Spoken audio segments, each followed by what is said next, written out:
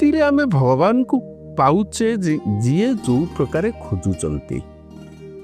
ଯେଉଁ ସାଧୁ ହୁଅନ୍ତୁ, ସନ୍ଥ ହୁଅନ୍ତୁ, ସନ୍ନ୍ୟାସୀ ହୁଅନ୍ତୁ, ସାଧାରଣ ଲୋକଟିଏ ବି ହଉ, ତାର ଖୋଜିବାର ଯେଉଁ ପ୍ରବୃତ୍ତି, ଖୋଜିବା ଭିତରେ ତା ଭିତରେ ଯେଉଁ ସମର୍ପଣ ଭାବ, ଇଏ ସମର୍ପଣ ଭାବ ହିଁ ଗୋଟେ ସୂଚିତ କରିଥାଏ ସିଏ ଭଗବାନଙ୍କୁ ପାଉଛି କେମିତି।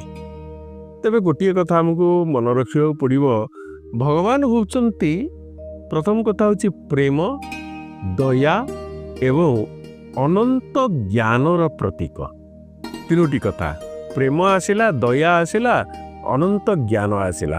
ଏବଂ ଭଗବାନ ଆମେ ଜାଣିଛେ ଯେକୌଣସି ଧର୍ମରେ ହେଉ, ଆମର ପୁରାଣରେ ହେଉ, ବିଭିନ୍ନ ପ୍ରକାର ଧର୍ମତାତ୍ତ୍ୱିକ ବିଷୟରେ ବି ହେଉ, ଆମେ ଜାଣିଛେ ଭକ୍ତ ଆଉ ଭଗବାନ ତାକୁ ଟିକେ